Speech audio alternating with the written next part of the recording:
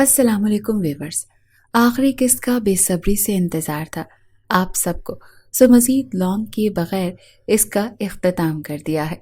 मगर इससे पहले आप सबसे कहना था कि हमारा ये चैनल भी सब्सक्राइब कर दीजिए। इस पर आपको शॉर्ट रोमांटिक नॉवेल्स पढ़ने को मिलेंगे, नए अंदाज के साथ, मुक़द्दस हानी के कलम से। सो इस चैनल को भी सपोर्ट कीजिए और मुझे अपनी डेली कमेंट करने वाले व्यूवर्स इस चैनल पर भी हाजिरी लगवाएं। अब चलते हैं आखिरी किस्त की तरफ। जैसे उसने अपने लब मेरी गर्दन पर रखे, मेरा पूरा वजूद झुरझुरी लेकर रह गया था। मैंने कहा, प्लीज अरसर, अगर आपने मेरे साथ कोई भी जोर जबरदस्ती की तो मैं आपको कभी भी माफ नहीं करूंगी। कहने लगा, क्यों? असल मोहब्बत तो जोर जबरदस्ती से की जाती है। किंजा जानी, देखो ना, हर नॉवल का हीरो इसी जोर जबरदस्ती करने की वजह से ही हिट होता है और सब लड़कियों का क्रश बन जाता है। लड़कियां उसे पसंद करती हैं, उस पर मर मिटने लग जाती हैं और तुम्हारी तरह दिल में ऐसे ही हम सफ़र की ख्वाहिश करती हैं। मैं तो बिल्कुल वही सीन क्रिएट करने की कोशिश कर रहा हूँ जैसे तुम्हारे नॉवल का हीरो करता है। हीरोइन को दीवार के साथ लगाकर, उसका हाथ अपने हाथों में लेकर, अपने हाथों की उंगलियां उस लड़की के हाथों में फंसाकर उसको बिल्कुल दीवार के साथ लगा देता है। बिल्कुल ऐसे उसने अपने हाथों की उंगलियां मेरे हाथ की उंगलियों में पैवस्त की थी और फिर मेरा हाथ दीवार पर लगा दिया, फिर गिरफ्त भी मजबूत कर ली और फिर मेरी आंखों में आंखें डालकर देखने लगा। कहने लगा, क्या ख्याल है स्वीट हार्ट, ऐसा ही होता है ना रोमांटिक नॉवेल्स में।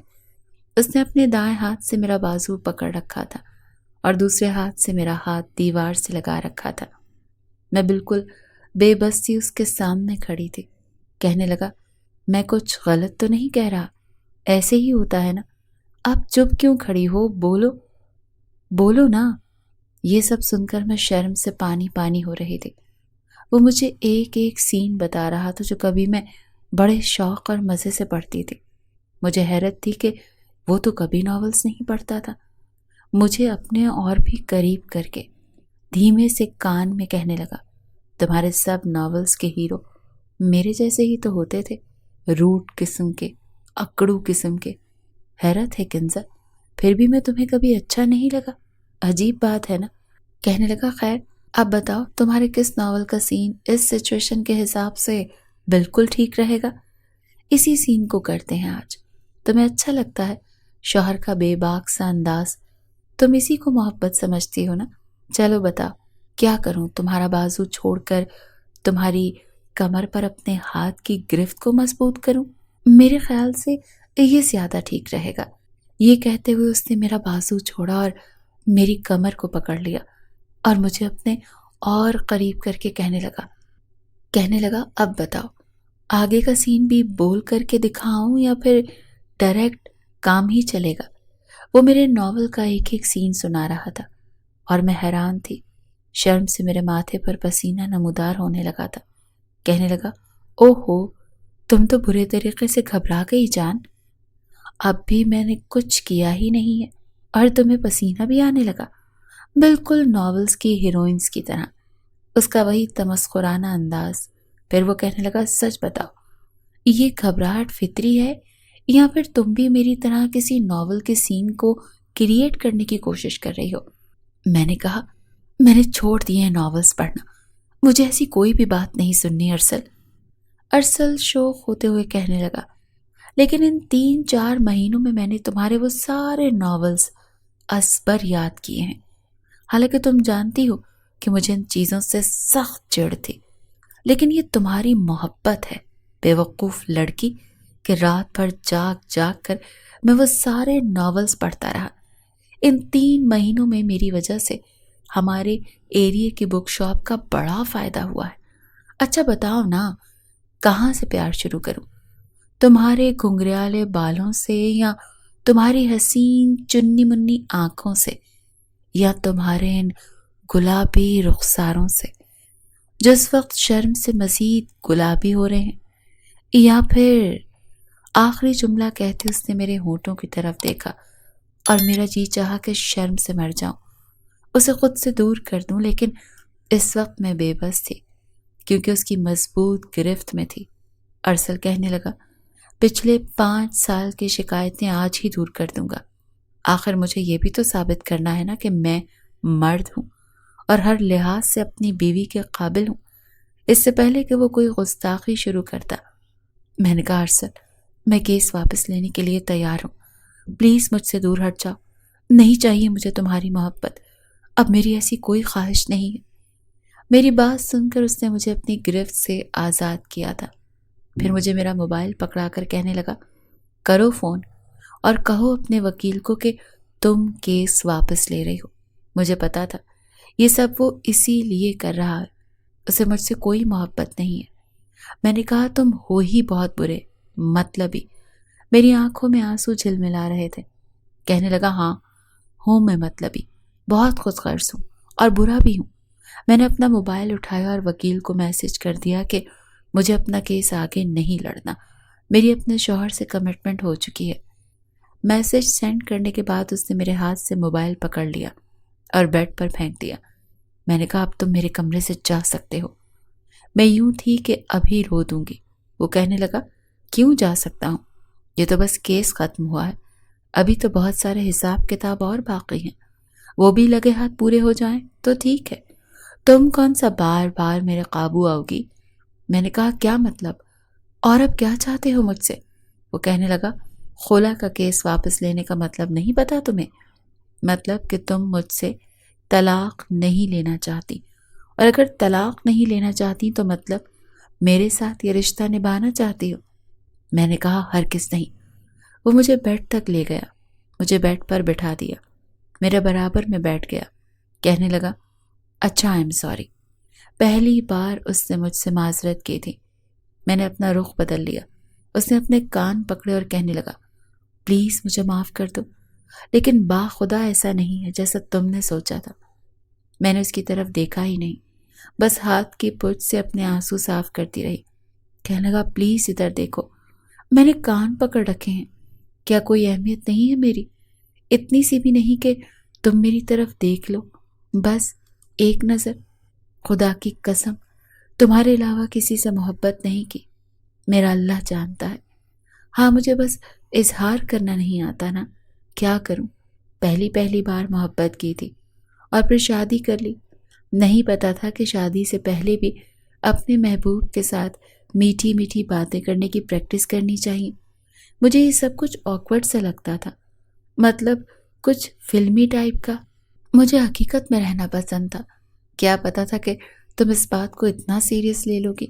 جانتی ہو 1.5 مہینے بعد میں نے شیو کی ہے۔ تم نے پاگل کر کے رکھ دیا تھا، مجھے گھن چکر بنا کر رکھ دیا تھا۔ میں نے کہا، جھوٹ مت بولیں مجھ سے، آپ کو میری کوئی پرواہ نہیں تھی۔ آپ سے یہ برداشت نہیں ہو رہا تھا کہ میں الگ کیوں رہنے لگی، الگ سے کام کیوں کرنے لگی، انڈیپینڈنٹ کیوں ہو گئی۔ کہنے لگا، تمہارے انڈیپینڈنٹ ہونے پر مجھے کوئی اعتراض نہیں، مجھے ایسی لڑکیاں بہت اچھی لگتی ہیں، لیکن تمہارے الگ رہنے پر اعتراض تھا۔ عورت کا انڈیپینڈنٹ ہونے کا مطلب یہ نہیں کہ وہ اپنے شوہر کو چھوڑ کر چلی جائے۔ میں نے کہا، آپ نے مجھے شکست اس لیے دی تاکہ میں آپ کے برابر نہ کھڑی ہو سکوں۔ کہنے لگا کہ کرنا پڑا، باخدا اگر میرے ساتھ چلتی تو تمہیں اپنے سے بھی اوپر کھڑا کر دیتا۔ بہت اچھا لگتا ہے مجھے جب کوئی عورت کامیابی کی منازل طے کرتی ہے، لیکن ایک مقام پر پہنچ کر وہ یہ سمجھے کہ اس کا شوہر اس کے قابل نہیں رہا اور وہ خود زندگی گزار لے گی۔ مجھے عورت کی یہ بات اچھی نہیں لگتی، اور میں نہیں چاہتا کہ تم ان عورتوں میں شمار ہو۔ میرے دل میں تمہارا کیا مقام ہے میں تمہیں لفظوں میں نہیں بتا سکتا، کیونکہ میرے پاس وہ لفظ ہی نہیں ہے۔ مجھے ناولز کے ہیرو کی طرح جملے بنانے نہیں آتے نا، اس لیے کہ میں ایک عام سا لڑکا ہوں۔ تمہیں یاد ہے جب تم نے مجھے اپنے کمرے میں بلایا تھا اور یہ کہا تھا کہ تم مجھ سے 7-8 سال چھوٹی ہو، مجھے تم سے شادی نہیں کرنی چاہیے، تو میں نے کافی دیر تمہاری اس بات کو سوچا۔ میں رخ بدل کر اس کی بات سن رہی تھی۔ اس نے ہاتھ سے میرا چہرہ پکڑا اور اپنی طرف کر کے کہنے لگا، ادھر میری طرف دیکھو، میں تم سے سچ کہہ رہا ہوں، تم واقعی مجھ سے 7-8 سال چھوٹی تھی، صرف 18 سال کی تھی۔ بچپن سے میں تمہیں ہی دیکھتا آ رہا تھا، مجھے تم اچھی بھی لگتی تھی۔ پھر میری کزن تھی، مجھے چچا سے اور چچی سے بھی کافی لگاؤ تھا، اسی لیے سوچ لیا تھا کہ کوئی باہر کی لڑکی لے کر نہیں آؤں گا۔ جب اپنے ہی گھر میں موجود ہے تو کیا ضرورت پڑی ہے کہ میں کسی اور سے شادی کروں؟ ہو سکتا ہے کوئی لڑکی مجھے میری فیملی سے دور کرنے کی کوشش کرے۔ تم میری فیملی کی تھی، مجھے کبھی بھی اس فیملی سے دور نہیں کرتی۔ تمہارا انتخاب کرنے کی وجہ یہ بھی تھی، نہ اپنی فیملی سے دور میں رہنا چاہتا تھا۔ جانتا تھا کہ صرف بابا کی نہیں، اس طرح چچا کی بھی مجھ سے بہت سی امیدیں وابستہ ہیں، کیونکہ میں نے یہ سنا تھا کہ ارسل تم بڑے ہو اور تم نے ہی باقی کے بہن بھائیوں کو بھی سنبھالنا ہے۔ جتنی اہمیت میرے باپ نے مجھے دی اس سے کئی زیادہ چچا نے دی۔ تم چھوٹی سی تھی جب چچا نے مجھ سے کہا کہ یہ اپنی کلاس میں فیل ہو گئی ہے ارسل، آج کے بعد تم اسے پڑھاؤ گے۔ میں چاہتا ہوں کہ جیسے تم پوزیشن ہولڈر ہو یہ بھی ایسی ہی ہو جائے، بس اسی لیے میں تمہیں اپنے برابر دیکھنا چاہتا تھا۔ تمہیں پڑھانے لگا، تمہارا خیال رکھنے لگا۔ ہاں یہ لگتا ہے کہ میں بڑا تھا، سب کہتے تھے ارسل بڑا ہے، ارسل بڑا ہے، تو مجھ میں بڑا پن کچھ زیادہ ہی آ گیا۔ لیکن باخدا کبھی تمہیں بری نظر سے نہیں دیکھا، بس اچھی لگتی تھی۔ یہ سوچا تھا جب بڑا ہوں گا تو شادی تم سے ہی کر لوں گا، لیکن جب تمہارے منہ سے یہ سنا کہ تم شادی نہیں کرنا چاہتی تو میں نہیں چاہتا تھا کہ تم بے وقوفی کر کے اپنی زندگی برباد کر لو۔ اور جانتی ہو کیوں؟ میں نے کوئی جواب نہیں دیا۔ کہنے لگا کنزا پلیز اس طرح تو بات نہیں ہوگی، بات تب ہوگی جب تم اپنے دل کی کدورت کو دور کر کے میری بات سنو اور سمجھنے کی کوشش کرو۔ یہ کہہ کر اس نے اپنے ہاتھ سے آنسو صاف کیے تھے۔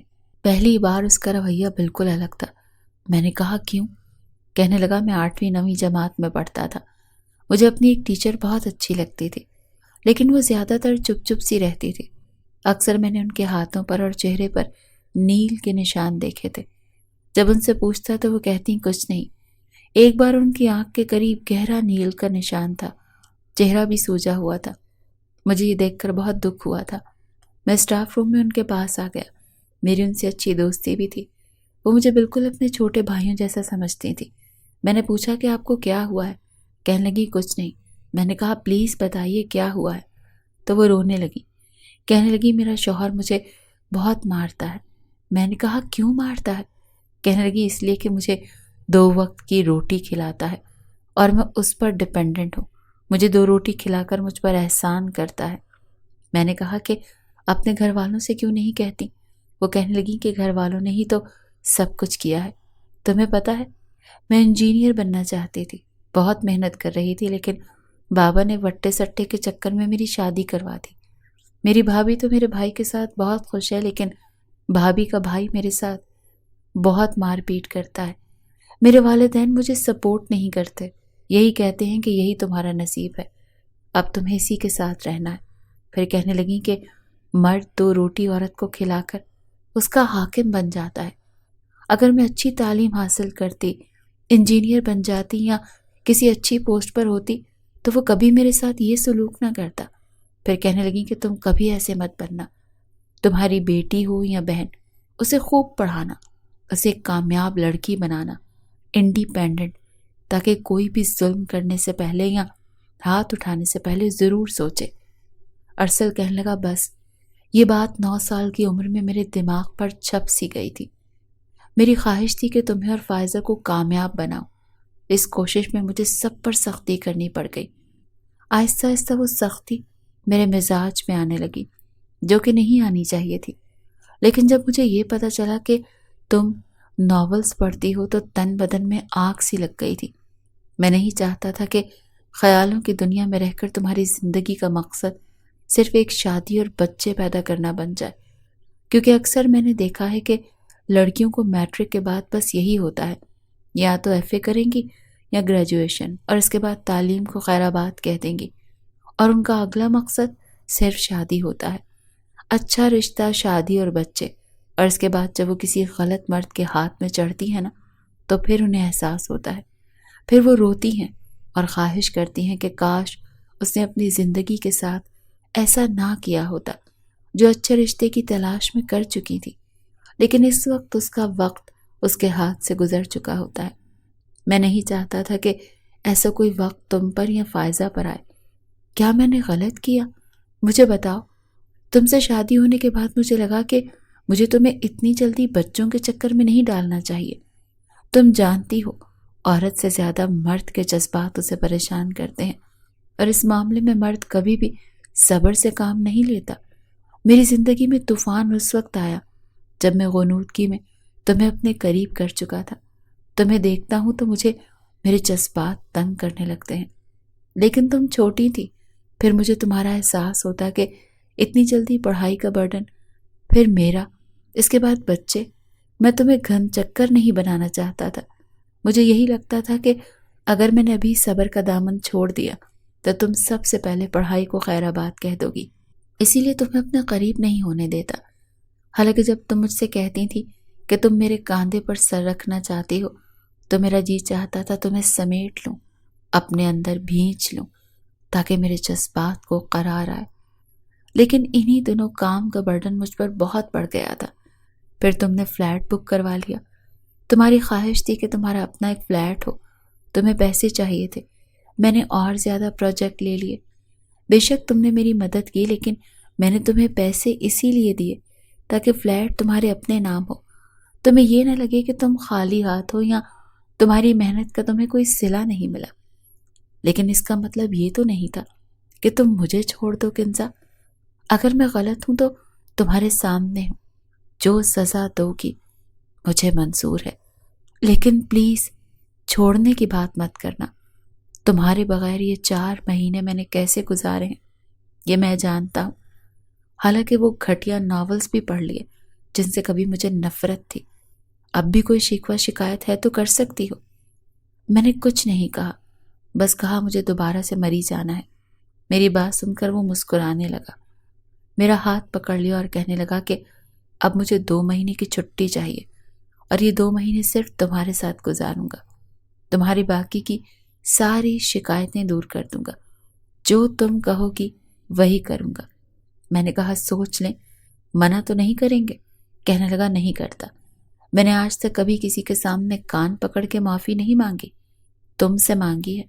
میں نے کہا میں زندگی جینا چاہتی ہوں، آپ کے ساتھ ہر لمحہ گزارنا چاہتی ہوں، میری بس اتنی سی خواہش ہے۔ کہنے لگا ٹھیک ہے، تمہاری ہر خواہش سر آنکھوں پر۔ ارسل کی آنکھوں میں آنسو تھے اور چہرہ میرا بھی بھیگا ہوا تھا۔ اس نے اپنے ہاتھوں سے میری گالوں پر بہنے والے آنسوؤں کو صاف کیا۔ مجھے تو ابھی تک یہ سب کچھ خواب سا لگ رہا تھا۔ میں بار بار ارسل کی آنکھوں کی طرف دیکھ رہی تھی، کہیں یہ کوئی مذاق تو نہیں تھا جو وہ میرے ساتھ کر رہا تھا، یا پھر سچ میں ہی میرا دماغ خراب ہو چکا تھا۔ میں جب ارسل کی آنکھوں میں ٹکر ٹکر دیکھتی ہوئی خیالوں میں کھوئی تو اگلے ہی پل اس نے میرے سامنے چٹکی بجائی اور کہنے لگا کیا ہوا؟ کن خیالوں میں کھو گئی؟ پلیز اب دوبارہ سے ٹوٹ جانے کی بات مت کرنا۔ دیکھو میں نے تمہارا فلیٹ تمہیں اس لیے نہیں دلوایا کہ تم یوں جب مرضی روٹ کر اس میں چلی جاؤ، یہ تو اپنے اختیارات کا غلط فائدہ اٹھانا میں شمار ہو جاتا ہے نا۔ میں نے پہلی مرتبہ ارسل کی آنکھوں میں ایک ڈر سا دیکھا تھا، ایک ایسا ڈر کہ کہیں وہ مجھے کھو نہ دے، کہیں میں ایک مرتبہ پھر ارسل سے دور نہ چلی جاؤں، اور اس مرتبہ کہیں ایسی جگہ جاؤں کہ وہ مجھے ڈھونڈ ہی نہ پائے۔ میں نے ارسل کی آنکھوں میں دیکھنا چھوڑ دیا، نظریں اپنی گود میں ٹکائیں اور ایک گہری سانس لے کر کہنے لگی کہ ارسل 5 سال کا عرصہ کوئی کم عرصہ نہیں ہوتا۔ آپ خود سوچئے کہ 5 سال پہلے میں کیسی تھی، اور ان 5 سالوں میں آپ نے مجھے کیسا کر دیا۔ میں نہیں جانتی آپ کا طریقہ ٹھیک تھا یا غلط، لیکن ان سب میں بہت ٹوٹ چکی ہوں، بالکل پتھر سی ہو چکی ہوں۔ میں نے آپ کی شخصیت میں خود کو ڈھالتے ڈھالتے اپنا آپ چھوڑ ہی دیا۔ آپ کہتے ہیں نا کہ آپ کو مجھ سے محبت ہے، تو میں تبھی آپ کی محبت مانوں گی جب آپ میرے ساتھ بالکل ویسا رویہ رکھیں جیسا میں چاہتی ہوں، جیسا کہ ناول کے ہیرو اپنی ہیروئن کے ساتھ رکھتے ہیں۔ میرے دل میں ایک شک تھا، ایک شبہ تھا کہ کہیں صرف اور صرف کیس واپس لینے کے لیے ارسل ایسا تو نہیں کر رہا۔ میں بس پوری طرح یقین دلانا چاہتی تھی کہ ارسل سچ میں بدل چکا ہے اور مجھ سے محبت کرتا ہے، مگر وہ ایک مرتبہ پھر میرا چہرہ اپنے ہاتھوں میں تھام کر کہنے لگا میری سویٹ ہارٹ، میری جان، میری تمنائے جان، اور پتہ نہیں ایسے کتنے نام تھے جو میں نے تمہارے ناولز میں ڈھونڈ ڈھونڈ کر پڑھے تھے، ان سب ناموں سے اوپر نام میری کنزا ارسل، میرے ناول کی خوبصورت ہیروئن۔ مجھے اپنی محبت کا یقین دلانے کے لیے جو بھی کرنا پڑا میں کروں گا۔ اتنا کہہ کر ارسل کچھ دیر مجھ سے باتیں کرتے رہے۔ ارسل کا ارادہ میرے ساتھ اسی کمرے میں سونے کا تھا، لیکن میں انہیں صاف لفظوں میں کہہ چکی تھی کہ میں آپ کے ساتھ نہیں سونے والی، آپ جائیں اپنے کمرے میں سوئیں۔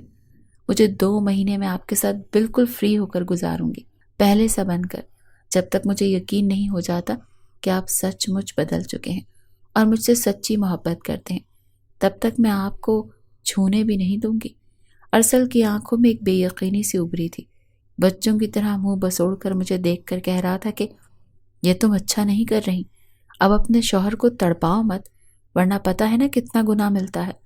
اس سے پہلے کہ میں کچھ بولتی، میرے ماتھے پر بل آنے کی دیر تھی کہ ارسل فوراً کمرے کا دروازہ بند کر کے رفو چکر ہو چکا تھا۔ کمرے سے جاتے ہی میں دھیرے دھیرے قدم اٹھاتی دروازے کے پاس آئی۔ ارسل تو سچ مچ اپنے کمرے میں جا چکا تھا۔ میں نے دروازے کو لاک کیا اور چہرے پر بے اختیار مسکراہٹ لائی۔ دونوں ہاتھوں کی مٹھی بنا کر میں اپنے چہرے پر رکھ چکی تھی۔ لبوں پر تو مسکراہٹ تھی مگر آنکھوں سے آنسو بہہ رہے تھے۔ میں خوش تھی یا غمگین تھی، مجھے اپنی قسمت پر ہی یقین نہیں آ رہا تھا۔ یہ تو بالکل ایک ناول ہو چکا تھا۔ ضروری تو نہیں کہ ہر ناول کی طرح ہیرو ہیروئن کی کہانی وہی تقیانوسی روایتی ہو۔ کچھ لڑکیاں تو ایسی بھی ہوتی ہیں نا، جن کا ہیرو یوں اچانک ایک دم سے سدھر کر سامنے آ جاتا ہے۔ ان 5 سالوں میں میرا دل ایک مرتبہ پھر سے کر رہا تھا کہ میں اس کمرے میں بھنگڑے ڈالوں، خوشی سے آزاد پرندے کی طرح چہکوں، ٹھیک ویسے جیسے میں نے کچھ سالوں پہلے کیا تھا۔ مگر شاید وقت نے مجھے کچھ زیادہ ہی بدل دیا تھا۔ وہ رات میں نے پرسکون سوئی تھی۔ اگلی صبح روایت برقرار رکھتے ہوئے میرا ہٹلر شوہر دروازے پر تھا۔ دھڑ دھڑ دروازہ بج رہا تھا اور میں جاگ چکی تھی۔ دروازہ جیسے ہی میں نے جمائی لیتے ہوئے کھولا، ابھی میری آنکھیں بند ہی تھی کہ ارسل نے بے ساختہ میرے گال پر اپنے لب رکھ دیے۔ اسی میں ایک دم سے اپنے گال پر لمس چھوڑتا دیکھ کر میں تو ہڑبڑا چکی تھی۔ وہ ساری نیند جو میری رگ رگ میں بھری ہوئی تھی ایک دم سے جیسے دھواں ہو گئی۔ میں نے پوری آنکھیں کھول کر ارسل کو دیکھا۔ وہ بالکل فریش چہرے پر مسکراہٹ سجائے، سینے پر دونوں ہاتھ باندھے کھڑا تھا۔ کہنے لگا، گڈ مارننگ دنیا کی سب سے خوبصورت لڑکی۔ میری نظر میں باقیوں کو تو پتہ نہیں، ارے میرا مطلب ہے کہ صبح ہو گئی ہے محترمہ، کچھ دیر تک فلائٹ بھی پکڑنی ہے، چلیے فریش ہو جائیے، پھر ناشتہ بھی کرنا ہے۔ میں تو ارسل کا بدلا ہوا موڈ دیکھ کر ہی چونک رہی تھی۔ یہ ہو کیا گیا تھا ارسل کو؟ جیسے ہی فریش ہو کر میں باہر آئی تو ایک جانب کو قطار میں پہلے عمیر ایک ہاتھ سینے پر باندھے دوسرا اپنی ٹھوڑی پر ٹکائے کھڑا تھا، جبکہ اس کے ساتھ ہی میرا بھائی ٹیپو عمیر کے کاندھے پر ہاتھ رکھ کر کھڑا، دانتوں میں حیرت سے انگلی دبائے ارسل کی طرف دیکھ رہا تھا۔ اب تو وہ بھی عمیر کے کاندھے تک پہنچ چکا تھا۔ اس سے آ کے حفصہ کھڑی تھی۔ تینوں ہی کی نظریں اس وقت ڈائننگ ٹیبل پر موجود ارسل پر ٹکی ہوئی تھی، جو چہرے پر مسکراہٹ سجائے سب سے باتیں کر رہا تھا۔ میں چلتی ہوئی ان کے قریب آئی اور ڈائننگ ٹیبل کی طرف دیکھنے لگی، جب عمیر دونوں ہاتھوں سے تالی بجانے لگا۔ اس کے پیچھے ٹیپو نے بھی اسی کی سنت ادا کر دی۔ دونوں تالی بجا کر کہنے لگے، واہ محترمہ واہ، کیا کام سر انجام دیا ہے، سچ میں عشق تو اندھا ہوتا ہے۔ دیکھو تو اس شخص کو سچ ہی کہا تھا نا کسی نے، محبت میں بڑے بڑے فاتح خان سدھر جاتے ہیں۔ یہ تو پھر ہمارا ہٹلر بھائی ہے، میرا مطلب ہے کہ ارسل بھائی تھے۔ دیکھو تو کیسے ہنس رہے ہیں، ورنہ ایک زمانہ تھا جب ذرا سا دانت نظر آ جاتا تھا تو ایک چپیڑ منہ پر لگاتے تھے۔ خبردار جو جاہلوں کی طرح پورا منہ کھول کر ہنسے تو۔ مجھے تو باقاعدہ سے اپنا چہرہ ناپنا پڑتا تھا کہ کتنے سینٹی میٹر دانت باہر ہوں اور ارسل بھائی کو شکایت نہ ہو، مگر دیکھیے تو ان کی بیوی نے ان کو کیسے سدھارا ہے۔ عمیر کی یہ بات سن کر میں نے وہیں سے اس کو آواز دی تھی کہ ارے بھائی آ کر اپنے شوہر کو سنبھالو، میرے شوہر سے جلے جا رہا ہے، کہیں جل جل کر کالا ہی نہ ہو جائے۔ میں ہاتھ جوڑتی ہوئی آ کر ارسل کے ساتھ بیٹھی تھی۔ سبھی بہت خوش تھے، شاید زندگی میں پہلی مرتبہ ڈائننگ ٹیبل پر بیٹھے ہوئے سب کے چہروں پر مسکراہٹ بکھری تھی۔ ارسل کسی کو ٹوک نہیں رہا تھا، سب تو جیسے آج ہی اٹھے تھے۔ میری تائی اور امی کا کہنا تھا کہ یہ سب کچھ میری وجہ سے ہی ممکن ہوا۔ کچھ دیر بعد جب ہم دونوں گھر سے نکلے تو سب گھر والوں نے ہمیں ڈھیروں دعائیں دی تھیں۔ گھر سے سیدھا ایئرپورٹ پہنچے اور وہاں سے ہماری لینڈنگ سیدھا اسلام آباد ایئرپورٹ پر ہوئی تھی۔ ایک مرتبہ پھر میں اس مقام پر آئی تھی۔ ارسل نے میرا ہاتھ تھام رکھا تھا اور میں جیسے ہی ایئرپورٹ پر پہنچی تو ایک جانب کو لگے ہوئے اسٹال سے سفید پھولوں کا گلدستہ اٹھا کر میری جانب بڑھایا۔ ارسل نے وہ گلدستہ میری طرف بڑھاتے ہوئے کہا کہ ان سفید پھولوں کو دیکھ کر مجھے ARP کی یاد آئی۔ ناول لورز کو ARP یعنی عبد الرحمن پاشا کا کردار کتنا پسند ہے، صرف اور صرف اس لیے کہ اس کردار کے پیچھے ایک ہی شخصیت تھی اور وہ تھا جہان سکندر، جس نے اپنے کئی روپ لیے اپنا حلیہ بدلا، کبھی ڈولی بن کر تو کبھی استقلال اسٹریٹ کا ایک عام سا برگر بیچنے والا غریب لڑکا بن کر۔ ہر طرح سے اس نے اپنی بیوی کی حفاظت کی تھی۔ تو کیا تمہیں نہیں لگتا کہ تمہارا یہ شوہر کہیں نہ کہیں تھوڑا بہت ہی صحیح جہان سکندر جیسا ہے؟ ہم دونوں اس وقت ایئرپورٹ سے باہر نکل کر آ چکے تھے۔ سامان گاڑی میں تھا اور ارسل میرا ہاتھ پکڑے مسکرا کر یہ بات کر رہا تھا اور میں جی کھول کر ہنسی تھی۔ ایک ٹھنڈی ہوا کا جھونکا میرے بالوں کو ہوا میں اڑاتا گیا۔ میں نے بال باندھے نہیں تھے کیونکہ ارسل نے کہا تھا کہ میرے گھنگریالے بال کھلے ہی اچھے لگتے ہیں۔ سارے راستے وہ میرے ساتھ ناولز کی باتیں کرتا رہا اور میں 5 سال بعد اپنے ناولز کا ذکر سن کر جیسے دوبارہ سے جینے لگی تھی۔ کچھ دیر بعد ہم ہوٹل میں پہنچے تھے۔ کچھ دیر آرام کرنے کے بعد ہم باہر گھومنے کے لیے نکل آئے۔ ایک بینچ پر بیٹھتے ہی ارسل نے اپنی باہیں پھیلائی تھیں اور میں ارسل کی باہوں میں آنے کے لیے نہ جانے کب سے بےتاب تھی۔ سامنے لمبے لمبے درخت اور ان کی ٹہنیوں پر گری برف بڑا ہی دل فریب منظر پیش کر رہی تھی۔ میں نے ارسل کے کاندھے پر سر رکھا ہوا تھا۔ وہ مجھ سے ڈھیروں باتیں کر رہا تھا اور میں بھی اس کی باتوں میں پگھلتی چلی گئی۔ برف باری پہلے سے تیز ہو چکی تھی۔ میں نے ایک نظر ارسل کو دیکھا اور پھر کہنے لگی، ارسل، برف باری کافی تیز ہو چکی ہے، ہمیں واپس ہوٹل میں جانا چاہیے، کہیں راستے ہی نہ بند ہو جائیں۔ لیکن اگلے ہی پل ارسل اٹھا۔ مجھے لگا شاید وہ ہمیشہ کی طرح آج بھی مجھے وہاں سے لے جائیں گے، مگر تبھی انہوں نے نیچے سے جھک کر برف کا گولا اٹھایا اور دیکھتے ہی دیکھتے اٹھا کر میرے منہ پر دے مارا۔ کیوں مہارانی، کیا مری میں تمہیں اس لیے لے کر آیا ہوں تاکہ تم ہوٹل کے روم میں قید کر لو؟ ارے مری نام ہے انجوائے کرنے کا، اب بس بھی کر دو۔ ارسل کی شرارت پر میں بھی پیچھے نہیں ہٹی تھی۔ ہم دونوں کتنی ہی دیر برف باری میں کھیلتے رہے، یہاں تک کہ ان گھنے جنگلوں میں جہاں ہر سو درخت ہی درخت تھے اور برف ہی برف پھیلی تھی، ارسل آگے آگے بھاگ رہا تھا اور میں اس کے پیچھے پیچھے۔ سرد ہوا اور یہ برف باری اور ان میں ہم دونوں ہر ایک چیز سے بے خبر، بس ایک دوسرے پر برف پھینکتے اپنی شام کو یادگار بنا رہے تھے۔ جب جیسے ہی میں ارسل کو اس کے کوٹ سے پکڑنے لگی تو اس کا پاؤں پھسلا۔ جیسے ہی ارسل گرا تھا اپنا توازن میں بھی برقرار نہ رکھ سکی اور ارسل کے اوپر جا گری۔ ہم دونوں اس ڈھلوانی جگہ پر لڑکتے ہوئے جا گرے، دونوں ہی برف میں بھر چکے تھے۔ ارسل میرے اوپر آ چکا تھا اور میری آنکھوں میں دیکھ کر ایک سرشاری سی دہکتی ہوئی مجھے دکھائی دینے لگی۔ میں بھی ارسل کی آنکھوں میں دیکھ رہی تھی، وہ چمک، وہ پیار جو میں بہت پہلے محسوس کرنا چاہتی تھی، وہ مجھے اب ان کی آنکھوں میں دکھائی دے رہا تھا۔ ارسل کی گرم سانسیں میرے چہرے پر گرمائش پھیلا رہی تھیں اور میں دھیمی سی آواز میں کہنے لگی کہ ارسل پلیز اٹھے، کوئی دیکھ لے گا۔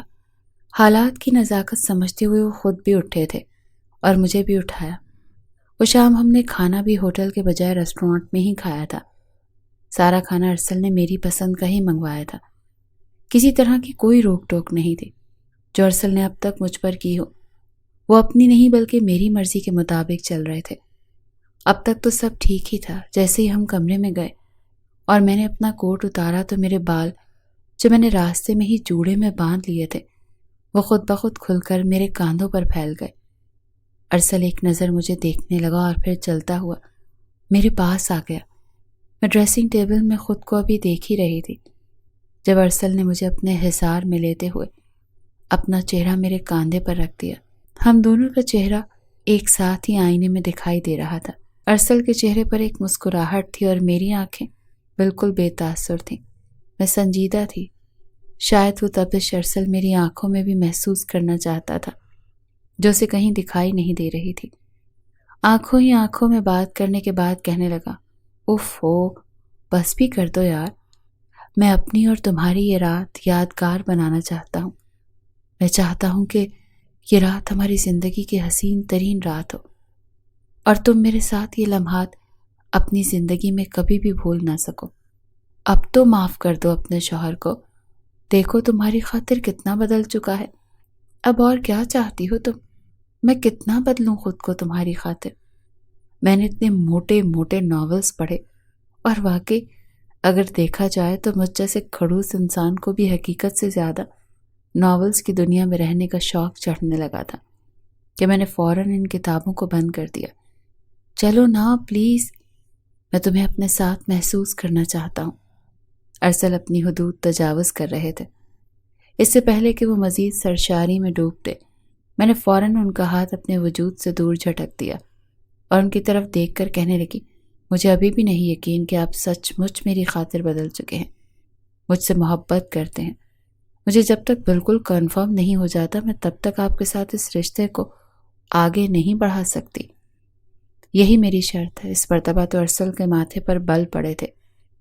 وہ پرانے والا ارسل ایک مرتبہ پھر سے زندہ ہو رہا تھا۔ عین اسی پل وہ کچھ بولتا، میں خود ہی فوراً سے بول پڑی کہ دیکھا آ رہا ہے نا آپ کو غصہ؟ ابھی تو بڑی باتیں کر رہے تھے کہ بدل گئے ہیں، کوئی بدلے نہیں ہیں آپ، دیکھیں تو غصہ کر رہے ہیں ہمیشہ کی طرح، ہٹلر بن کر۔ ٹھیک نام رکھا ہوا تھا میں نے آپ کا، ہٹلر ہی ہو آپ۔ اتنا کہتے ہوئے میں سیدھا بیڈ پر چڑھ کر کھڑی ہو چکی تھی۔ بیڈ پر چلتے ہوئے بات کر رہی تھی اور اپنے پاؤں جان بوجھ کر بیڈ شیٹ پر گھسیٹ رہی تھی، جس سے بیڈ کی چادر پر بے تحاشا سلوٹیں بن رہی تھی۔ اور ارسل کبھی مجھے اور کبھی بیڈ شیٹ کو دیکھ رہا تھا، کہہ رہا تھا، ارے یہ کیا کر رہی ہو، نیچے کھڑے ہو کر بات کرو۔ مگر اگلے ہی پل میں نے بیڈ پر پڑے ہوئے تکیوں کو بکھیرنا شروع کر دیا۔ ایک تکیہ اٹھا کر فرش پر گرا دیا اور دوسرا صوفے پر، اور تیسرا یوں ہی ہوا میں اچھال دیا، جو جا کر سیدھا ارسل کے سر پر لگا۔ میں کہہ لگی، دیکھا آپ کو بے ترتیب سی ضدی سی کنزا کبھی پسند نہیں تھی نا؟ انسان کو جب محبت ہوتی ہے نا تو وہ اپنے محبوب کو اسی حالت میں اسی کردار کے ساتھ قبول کرتا ہے جس میں وہ ہوتا ہے، نہ کہ اپنی من مرضی کے مطابق اسے بدلنا شروع کر دیتا ہے۔ یہ بات میں نے کہہ تو دی تھی، مگر اگلے ہی پل میں نے اپنی زبان اپنے دانتوں میں دبا لی۔ تو میں بھی اب ایسے ہی تو کر رہی تھی۔ ارسل نے میری محبت کی خاطر، مجھے یقین دلانے کی خاطر خود میں اس قدر تبدیلیاں لائی تھیں، اور میں پھر بھی انہیں آزما رہی تھی۔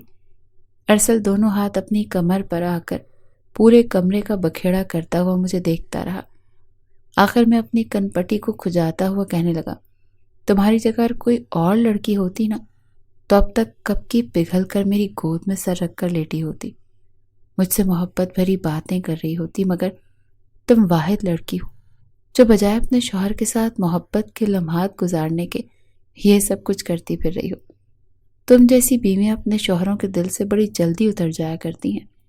ان کے شوہر بہت جلد اپنی دلچسپی ان سے ہٹا کر غیر عورتوں میں لینا شروع کر دیتے ہیں۔ میں جو ابھی تک ارسل کو تنگ کر کے اندر ہی اندر مسکرا رہی تھی، اس کے منہ سے نکلنے والے یہ الفاظ تو میرے دل کو ایک دھچکا سا دے چکے تھے۔ میں وہیں پر بت بن چکی تھی۔ غصے سے میرا دماغ پھٹنے والا ہو چکا تھا۔ وہ میرے سامنے کسی اور کو تصور بھی کیسے کر سکتے تھے؟ میں نے وہیں بیڈ سے چھلانگ لگائی اور اگلے ہی پل اپنے دونوں ہاتھ ارسل کے کالرز پر رکھ دیے۔ غصے سے کالر سے کھینچ کر اپنے قریب کر کے کہنے لگی کہ یہ کیا کر رہے ہیں آپ؟ کوئی اور ہوتی؟ کیوں؟ میں اس کا گلا دبا دوں گی، میں اس کا قتل کر دوں گی، میں اس کی بوٹی بوٹی کر دوں گی، بلکہ میں اسے اس دنیا میں آنے سے پہلے ہی مار دوں گی۔ سمجھے آپ ہوتے کون ہیں کسی اور کا ذکر بھی کرنے والے؟ آپ کی بیوی صرف اور صرف میں ہوں، کنزا ارسل۔ مجھے غصہ دلا کر ارسل ہنس رہا تھا، ہنس کر کہہ رہا تھا، ابھی بھی تم اپنی اہمیت پوچھتی ہو؟ اس وقت تم جن کالرز کو پکڑ کر کھڑی ہو نا، آج تک کوئی مائی کا لال پیدا نہیں ہوا جو یہاں تک پہنچ سکے۔ ارے میری جان، تھوک دو غصہ۔ اگر میں پرانا ارسل ہوتا تو کیا تمہیں یہاں تک پہنچنے دیتا؟ اور اب مزید اگر تم نے میرے سامنے نخرے دکھائے نا تو سچ مچ میں پرانا والا ارسل ہی بن جاؤں گا، میں نے تمہیں یہیں پر گرا دینا ہے اور پھر زبردستی تم سے اپنا حق بھی وصول کر لینا ہے، پھر روتی پھر ہوگی، اور یہاں پر تو تمہاری مدد کے لیے کوئی بھی نہیں آنے والا۔ لگتا ہے تمہیں میری نرمی ہضم نہیں ہو رہی۔ نہ جانے کیوں مگر مجھے اندر تک تکلیف سی اٹھی تھی۔ میری آنکھوں میں آنسو چمکنے لگے۔ ارسل کے منہ سے کسی اور کا نام اور سوچ بھی مجھے بالکل پسند نہیں آئی تھی۔ ارسل میری دونوں گالوں کو بچوں کی طرح پچکار کر کہنے لگا، ارے یار، یہ بھی میں نے تمہارے ایک ناول میں ہی سین پڑھا تھا۔ جب شوہر اپنی بیوی کو یہ دھمکی دیتا ہے تو وہ بیچاری ڈر سہم کر فوراً اپنا آپ اپنے شوہر کو سونپ دیتی ہے۔ میں نے سوچا کہ شاید تم بھی ایسا ہی کرو۔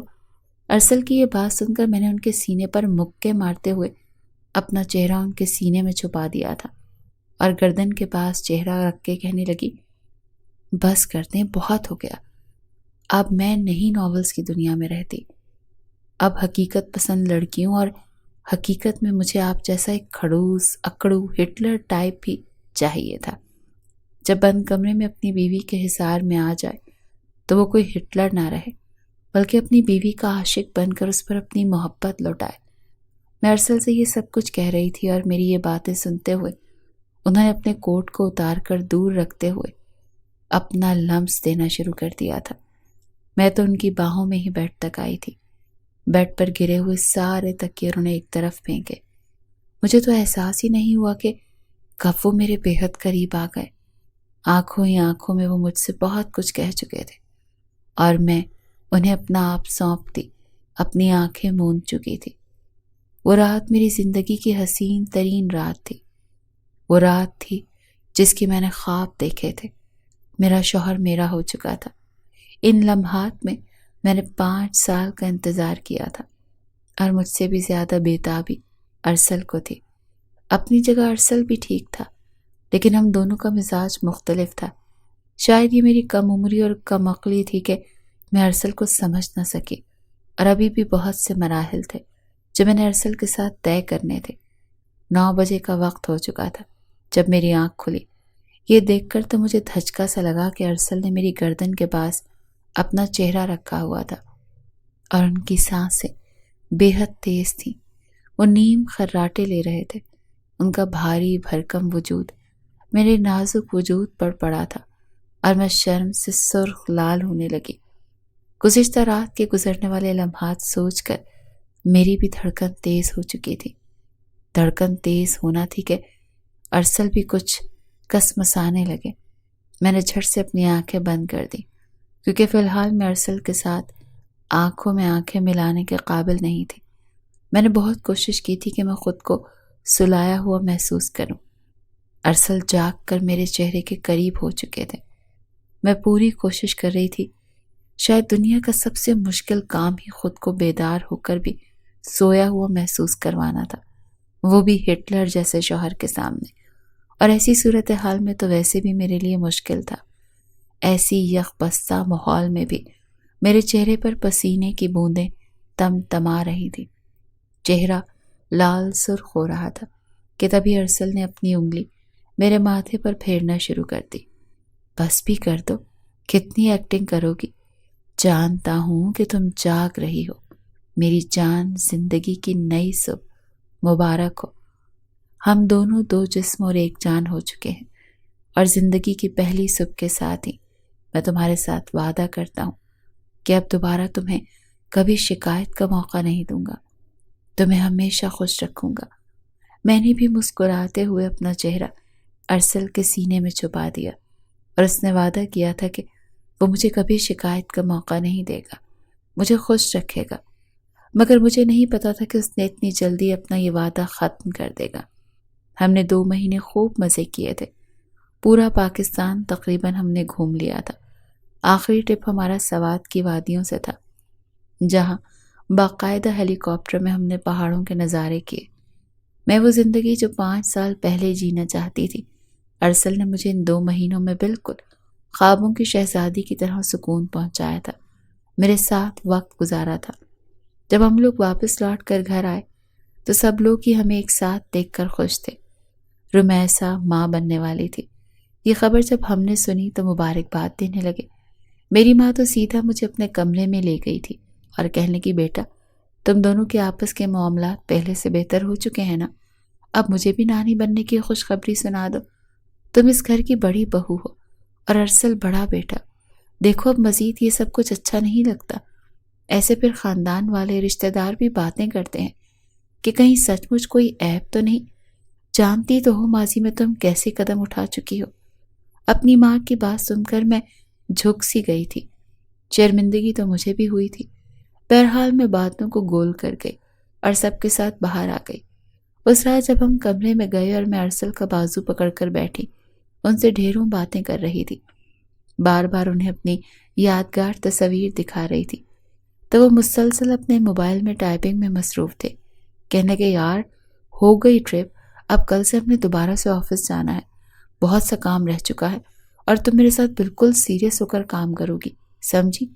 وہاں پر نو ہسبینڈ وائف، اونلی کام اور ٹو دا پوائنٹ کام۔ وہ ایک مرتبہ پھر ہٹلر کے روپ میں آ چکا تھا اور میں اپنا ہاتھ ماتھے پر رکھ کر کہنے لگی کہ اوکے ٹھیک ہے، بس آپ کا حکم سر آنکھوں پر۔ اگلی صبح ہم معمول کے مطابق آفس گئے تھے۔ بہت سے پروجیکٹ پینڈنگ پڑے تھے۔ ایک سائٹ دیکھنے کے لیے جانا تھا مگر میری طبیعت کچھ خراب ہونے لگی، بار بار جی متلا رہا تھا۔ ارسل سے کہا کہ میں گھر چلی جاؤں، وہ دوسری سائٹ خود دیکھنے مینیجر کے ساتھ چلے جائیں۔ میں گھر آ چکی تھی، بار بار طبیعت عجیب ہو رہی تھی، میں نے ٹھیک سے کھانا بھی نہیں کھایا تھا۔ ارسل کے ساتھ ڈاکٹر کے پاس جانا چاہتی تھی۔ میری تائی اماں نے تو میری یہ حالت دیکھ کر صاف کہہ دیا تھا۔ مجھے تو لگتا ہے کہ خیر سے میری دونوں بہویں ایک ساتھ مجھے خوشخبریاں سنانے والی ہیں۔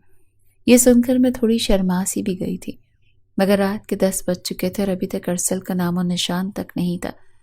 ایک تو طبیعت ویسے ہی بوجھل تھی، ارسل کا فون مسلسل بند آ رہا تھا، وہ بار بار میری کال کاٹ رہے تھے۔ تنگ آ کر جب میں نے مینیجر کے نمبر پر کال کی تو وہ مجھے نئے وسوسوں میں مبتلا کرتے ہوئے کہنے لگا کہ میم وہ تو دوسری سائٹ پر آئے ہی نہیں۔ مجھے کہنے لگے کہ میں سارے معاملات خود ہی دیکھ لوں، وہ بس ایک سرسری سی نظر دیکھ لیں گے۔ میں تو پریشان سی ہو چکی تھی۔ اگر ارسل مینیجر کے ساتھ نہیں تھا تو پھر کہاں تھا؟ کچھ سوچنے کے بعد مینیجر کہنے لگا کہ ان کو جب آخری مرتبہ میں نے دیکھا تو وہ نشا کے ساتھ تھے، اس کے ساتھ ہی گاڑی میں بیٹھ کر کہیں جا رہے تھے۔ اب مجھے نہیں پتا وہ کہاں گئے۔ نشا کا نام سن کر تو میں آگ بگولا ہو چکی تھی۔ جب سے نشا آفس میں آئی تھی اس پر ارسل کچھ زیادہ ہی مہربانیاں کر رہا تھا۔ اس وجہ صرف اور صرف یہ تھی کہ وہ ایک مڈل کلاس فیملی سے تعلق رکھتی تھی اور بڑی محنت کر کے اس مقام تک پہنچی تھی۔ ارسل کو ویسے ہی ایسی خوددار لڑکیاں پسند تھی، یہ سوچ کر میں اب تک نظر انداز کرتی آئی تھی، مگر ارسل عام سے امپلائی کی خاطر کہاں جا سکتا تھا؟ دل میں وسوسے گھر کرنے لگے۔ میں سوچ میں گم تھی جب رمیسا وہاں پر آ گئی۔ میں رمیسا سے بھی اچھی دوستی ہو چکی تھی۔ مجھے پریشان دیکھ کر وہ پوچھنے لگی تو میں کھلی کتاب بنی اسے یہ سارا ماجرا بتانے لگی۔ جواب میں رمیسا بھی کافی سنجیدہ سی ہو گئی اور کہنے لگی دیکھیے بھابھی، آپ ایک سمجھدار عورت ہیں، لیکن پھر بھی میں آپ کو کہنا چاہوں گی کہ مجھے ارسل بھائی کے ارادے کچھ ٹھیک نہیں لگ رہے۔ آپ کو اپنے شوہر کو قابو میں رکھنا چاہیے۔ مرد کب کہاں بھٹک جائے کیا پتہ چلتا ہے۔ رمیسا تو یہ کہہ کر جا چکی تھی اور میں ہوٹل میں کہے وہ الفاظ سوچ رہی تھی جب ارسل کہہ رہا تھا کہ جب بیویاں اپنے شوہر پر توجہ نہ دیں تو وہ دوسری عورتوں کی طرف مائل ہونا شروع ہو جاتے ہیں۔ رات کو کافی لیٹ ارسل گھر آیا اور میں لاؤنج میں ہی بیٹھی ان کا انتظار کر رہی تھی۔ رات کے 11 بج چکے تھے جب مجھے جاگتا دیکھ کر ارسل نے مجھے اپنی باہوں میں بھرا، کہنے لگا سویٹ ہارٹ ابھی تک جاگ رہی ہو؟ تمہاری طبیعت بھی ٹھیک نہیں تھی، سو جاتی نا۔ میں نے کہا جو تھا مجھے آنے میں دیری ہو جائے گی۔ میں غصے سے ارسل کو دیکھ کر کہنے لگی کہاں تھے آپ؟ کیا آپ کو میری کوئی فکر نہیں ہے؟ آپ نے کہا تھا مجھے شکایت کا موقع نہیں دیں گے اور آپ نے واپس آتے ہی اپنے سارے وعدے توڑ دیے۔ آپ میرے ساتھ جھوٹے وعدے ہی کر سکتے ہیں نا۔ صرف میں ایک دم سے اس قدر پاگل ہو چکی تھی کہ اگلی پچھلی باتیں کھول کر ارسل کے سامنے رکھنا شروع کر دی۔ ارسل کو بولنے کا موقع ہی نہیں دے رہی تھی۔ میری آواز اونچی ہو رہی تھی اور اس وقت ہماری آواز سن کر سب جاگ سکتے تھے۔ اس سے پہلے کہ میں مزید کچھ بولتی ارسل نے میرے منہ پر ہاتھ رکھا اور مجھے کمرے میں لے گیا۔ کمرہ لاک کرنے کے بعد کہنے لگا یہ کیا طریقہ ہے؟ یہ غلط بات ہے جو تم کر رہی ہو۔ میں مانتا ہوں میں کچھ بیزی تھا، میں تمہیں بتا نہیں پایا، مگر تم بغیر سنے فیصلہ نہیں کر سکتی۔ میری آنکھوں میں آنسو جھلملا رہے تھے۔ میں رو کر کہنے لگی، مجھے ڈاکٹر کے پاس جانا تھا، میری طبیعت خراب تھی۔ تو وہ کہنے لگا، گھر میں اور لوگ تھے، تم ان کے ساتھ چلی جاتی، امی کے ساتھ جاتی، عمیر کو کہتی۔ میں کہنے لگی کہ عمیر میرا نوکر نہیں ہے، اس کی اپنی بیوی ہے، اس کو ہونے والا بچہ ہے، اس کی اپنی فیملی ہے۔ آپ سب کچھ پہلے جیسا نہیں ہے، جو وہ آپ کے کہنے پر میری ذمہ داریاں اٹھائے گا۔ آپ کو خود احساس ہونا چاہیے۔ کیا کر رہے تھے آپ نشا کے ساتھ؟ میرے سوال پر مجھے لگا تھا کہ شاید ارسل کے چہرے کا رنگ اڑ جائے گا، وہ پریشان ہوں گے، مگر ایک گہری سانس خارج کر کے مجھے دیکھ کر کہنے لگے کہ میں اس کے ساتھ اس کے گھر میں تھا۔ شاید شک کا کیڑا میرے دماغ میں پہلے سے ہی پنپ رہا تھا۔ میں غصے سے کہنے لگی، کیا کر رہے تھے آپ اس کے گھر میں؟ کس کی اجازت سے آپ اس کے گھر میں گئے تھے؟ بیوی ہوں نا میں آپ کی، یہی جگہ آپ کے دل میں میرے لیے؟ میرا اتنا کہنا تھا کہ ارسل نے آگے بڑھ کر میرا منہ دبوچ لیا اور کہنے لگا، یہ کیا بدتمیزی کرے جا رہی ہو؟ کس طرح کی گھٹیا لینگویج استعمال کر رہی ہو؟ تو میں بھی غصے سے ببھر اٹھی، کہنے لگی، ہاں آپ کو اب میرا لہجہ کھٹکے گا، بس برائے نام معافی مانگی، برائے نام 2 مہینے میرے نام کر دیے، 5 سال کی میل دھو دی، اور اب آپ ایک مرتبہ پھر مجھے دھوکہ دینے جا رہے ہیں؟ کہیں ایسا تو نہیں کہ آپ سچ مچ میرے علاوہ کسی اور کے؟ اس سے پہلے کہ میں اس سے آگے کچھ کہتی، ارسل نے ایک زوردار تھپڑ میرے منہ پر مار دیا اور کہنے لگا، یہ کیا کہہ رہی ہو تم؟ کب سے سنے جا رہا ہوں تمہاری۔ کیا ایک باس اپنی امپلائی پر تبھی مہربان ہو سکتا ہے جب اس کے دل میں کوئی غلط ارادہ ہو؟ شرم آنی چاہیے تمہیں، میرے بارے میں ایسا سوچ رہی ہو؟ ارے وہ شخص جو 5 سال تک تمہارے قریب نہیں آیا، تمہاری محبت میں اپنی خواہشات، اپنے جذبات اپنے دل میں دبا کر رکھتا رہا، تم اس کے بارے میں اس طرح کی سوچ رکھتی ہو؟ وہ پریشان تھی، اس کا باپ مر چکا ہے اور قرض دار اس کے دروازے پر پہنچ چکے ہیں۔ بار بار اس کی چھوٹی بہنوں کو اور اسے دھمکا رہے تھے۔ اس کی چھوٹی بہن کو ایک سیٹ نے زبردستی گھر سے اٹھوا دیا تھا۔ وہ بہت پریشان تھی، مجھے اپنا بڑا بھائی سمجھ کر مجھ سے اپنے مسائل شیئر کر رہی تھی، اور میں اس کی بہن کو ان درندوں سے نہ صرف چھڑوا کر لایا بلکہ اس کا قرضہ ادا کر کے میں نے اسے اس مصیبت سے چھٹکارا دلوا کر آ رہا ہوں۔ ارسل جیسے جیسے مجھے حقیقت بتا رہا تھا، مجھے ایک مرتبہ پھر اپنی کم عقلی پر شرمندگی محسوس ہو رہی تھی۔ ان 5 سالوں میں مجھے لگ رہا تھا جیسے میں بہت بدل چکی ہوں، مجھ میں سدھار آ چکا ہے اور میں ارسل کے لیول پر جا کر کھڑی ہو سکتی ہوں، مگر نہیں، ابھی مجھے مزید 5 سال لگنے تھے ارسل کی شخصیت تک پہنچنے میں۔ شرمندہ سی ہو گئی۔ ارسل غصے سے چینج کرتا اپنے بیڈ پر لیٹ چکا تھا اور صاف الفاظ میں کہہ چکا تھا کہ میرے قریب مت آنا، مجھے بہت غصہ ہے تم پر۔ اگلی صبح بھی وہ ناراض سے تھے۔ میری طبیعت بھی کچھ خراب تھی، شرمندہ تو میں پہلے ہی بہت تھی، مگر جیسے ہی میں ناشتہ کر کے اٹھی تو مجھے چکر آ گیا۔ اس سے پہلے کہ میں گرتی، ارسل مجھے اپنی باہوں میں تھام چکا تھا۔ امی بھی کہنے لگیں، اس کی طبیعت کل سے خراب ہے، مگر اتنی ڈھیٹ ہے کہ کہتی ہے کہ صرف اور صرف ارسل کے ساتھ ہی ڈاکٹر کے پاس جائے گی۔ اب بتاؤ بھلا، یہ بھی کوئی ضد ہوئی؟ ارسل مجھے ڈاکٹر کے پاس لے کر گیا تھا، جہاں پر چیک اپ کے بعد لیڈی ڈاکٹر نے مسکرا کر بتایا کہ میں ماں بننے والی ہوں۔